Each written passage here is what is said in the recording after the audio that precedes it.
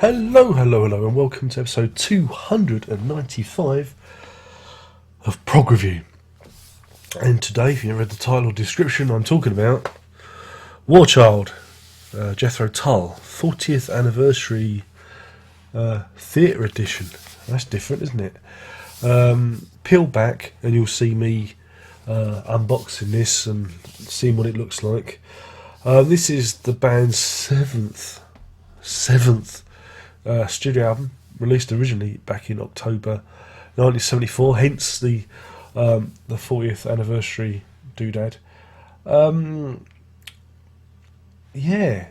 You know my history with Mr. Tull, old Jeff Tull. You know, if any of you have been following these silly little videos for long enough, you know that I do have problems. I have problems with the Tull. I do, but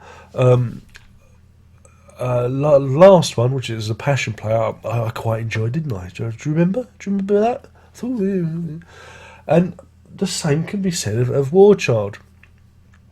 I was lucky because the delivery of this was delayed, but Amazon have this thing where you can download. It's called Auto Rip, and you can download the MP3 file. So I was listening to the album on the old phone, on the old iPhone, and on the way to school and back to school and that. And I've been giving it a good old spin. The thing about this record, or the songs on this record, is they went in, and I find them quite catchy and enjoyable. Yeah, there's a little bit of hey nonny stuff going on in there, but I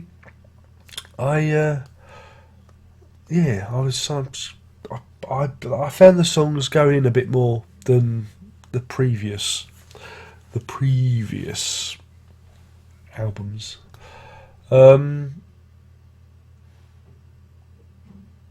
Yeah. So anyway, shall I do the album? Shall I talk about it? Yeah, let's talk about the album. That was with the song "WarChild," which is, I don't know. It's about young people having a good time. I think it's a sprightly little number. Opens with sound effects. Any more T Vicar? And it kind of sets out the tone of the album. This is followed by Queen and Country, which is about good old-fashioned colonialism, stomping around the world, making changes. The good old days when the British Empire knew what it was doing. Viva the second coming of the great second British Empire. But yeah, it's about colonialism and that. And then we have Anderson's obsession with ladies. Usually ladies of the night. We have a track called Ladies and Backdoor Angels, which is very, again, it's the only kind of misstep on the album because they're very similar in tone, in terms of the subject matter. You get the feeling that they're both about ladies of the night. And they're interesting songs, but I think that in the track listing and things, they should maybe split away from each other. And then that leads us into the track Sea Lion, which I really did enjoy. I do like that one. A lot of humour in it. Again, a lot of humour from the previous two albums has been transferred over, because again, a lot of these tracks come from was it Chateau Disaster? Oh, I've got to get it right because you'll correct me. The album that didn't get made, that then they made the Passion Play. I know all the history. I know. I've been studying, but yeah, I really did enjoy Sea Lion. Balancing the ball like a sea lion at the carnival. I enjoyed that one. Skating Away on the Thin Ice of a New Day. Again, I've heard that before. That was I don't know if there was a demo version of that on one of these previous sets, but I was familiar with that, and I really quite like the song. Again, it's about man making his first steps in the email, about man being doomed from the beginning as soon as he fell out of the trees, sort of thing. And I kind of enjoy that. Bungle in the Jungle, not too. I just find it a bit juvenile, but and also, I don't really know if it fits with the album. It seemed to be a little bit out of place. I don't know, just felt, I don't know, wrong. Only Solitaire. Oh, it's a short track, but probably one of the more powerful ones on the album. It's about people who review music. Oh dear. Yeah, I mean, obviously, Mr. Anderson he didn't like the reviewers back in the day, and he decided to write a very short track about it. It's a nice song. I mean, the actual musical, the guitar side of it's really nice, and it's too short, which is it's a great shame. Shame it wasn't developed more. I think it had more going for it, but it's short and sweet, and you know, yeah. The thing about being a critic, a professional critic, is you're kind of a bottom feeder in culture. You don't actually produce anything. What you produce is based on what other people produce. So you're a bottom feeder. So am I. Oh dear, I'm a bottom feeder. What I do has no worth whatsoever, and that's the kind of the gist. He's Mr. Anderson is sore. He suffered the indignity and the slings of arrows of these terrible, terrible, ill-educated reviewers. But anyway, I liked it. I thought the song was interesting. I thought it was a good song. Third Hurrah, that was a good old romp, wasn't it? And it kind of, what's the word? Brings in themes from WarChild. It kind of repeats the WarChild mantra. Again, in terms of its listing, I thought it might have been better as the last track. So then you had WarChild at the beginning and the last Hurrah at the end. So kind of they bookended the album.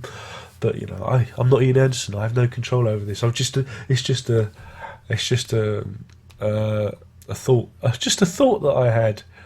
And then Two Fingers goes back to Aqualung, a track from that, Lick Your Fingers Clean, which not too sure of. I mean, it's an album of odds and sods. It's an album of bits that they've discarded and brought back from about over 2 or 3 years. So I can see why the fans might not like it, but it kind of distills. There's lots of ideas been distilled. Things that they've worked on and brought them back. So I kind of like that. But I thought as a record, it was one of the more interesting and varied pieces. And then you've got this 40th anniversary, because you've got a load of extra material. There's a load of extra songs in there. You've got because there's meant to be a film starring Leonard Rossiter and who's the guy? Donald Pleasance and again, this is great. This the 80-page booklet is really fantastic to read, because it gives you so much history, and there's so much. I mean, that's what I've been enjoying about these, because even though I might not necessarily like the albums or the band, I do like reading about bands, and I do like reading about how albums are made and how these things are pulled together. I find that fascinating, and this has been no different. Because it's what else do you get? You get there's 2 CDs on it. Trying to find the track listing. Oh, where's the track listing? Because I can't read it's too dark. It's too dark here. Oh yeah, you get the track listing on the CDs is WarChild Waltz Quartet. Paradise Steakhouse is good fun, which is based on a real place where they used to go and eat. Which it's a dive you wouldn't take anyone to. Sea Line Part 2. Kind of reworking the Sea Line, but the lyrics are a bit more dubious. Got Rainbow Blues on there, Glory Row, and finally Saturation. Again, these are interesting extra tracks taken from that period. You've also got the DVD side of things, which is everything's in surround sound. Again, it's not as dense as a Passion Play or Thick as a Brick. So it's more of a traditional surround sound setup with the instruments spread around. Yeah, it's all right. It's okay. But you don't really get that much from it from the stereo. But yeah, it's perfectly okay. And then you've got the I'm trying to see what else is there. I'm trying to read this. It's so tiny. Then you've got the orchestral stuff and Third Hurrah. There was just so much. so much to listen to. You know, again, I've really enjoyed it. I've really enjoyed it as a thing.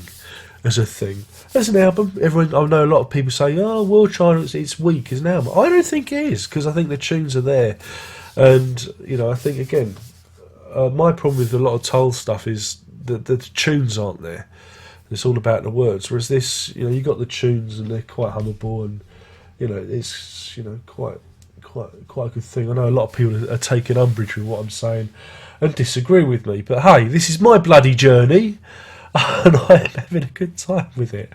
So yeah, I mean, I didn't know what to expect from WarChild, especially after a Passion Play. I knew it was going to be more of a traditional kind of album. So yeah, I mean, of all of them, I think this has been the most interesting, because again, like the Passion Play, you had the Chateau Disaster tapes and all that history going on. But this is a band that's, you know, trying to figure out what to do next, sort of thing, and you know, they're kind of in a state of flux. So that's sometimes an interesting point to join a band. Again, and there's so much extra stuff on here to get your ears around. Even if you haven't got the surround sound, the 2 discs. I think there might be a 2-disc version. I don't know. It probably is. Check on Amazon. But you better get this anyway because of the booklet. The booklet is absolutely fascinating. And you do have a track-by-track explanation. Ian Anderson explains each one of the tracks, which is brilliant. It really gives you a load of in-depth information. Again, I'm in no way a die-hard Jethro Tull fan, but this is edging me towards. I mean, I am a fan of this record. I think I can say that safely, and you know, it's something I'd go back to, and you know, and I'm coming round slightly. I'm not totally convinced, because I know when they go back to the folky hey nonny nonny stuff, I'll find that a bit hard to live with. But no, I thought WarChild was very interesting to listen to. As a package, it scores 5 sea lions out of 5. It's a humdinger. I mean, like I said, I got my copy damn cheap. It was something like $15.99 off the Amazon, but the prices have all gone up. But I'm sure if you hunt around, you'll be able to find yourself a reasonably priced copy. But yeah, I've thoroughly enjoyed it. It's catchy. I like the humour of it. Not too puerile this time. And all the extra tracks. You can't go wrong. It's really good. Of course, I'm sure the diehards will go, well, we've heard that on this box set. But I haven't. I'm coming to this fresh, so you've got to give me that.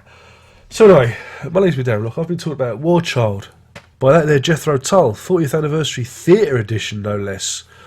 Very good fun. Very good fun. Thank you for watching. Don't forget you can Twitface. There's Patreon as well. Hint, hint. Buy a CD. I'm so sick. and that's it.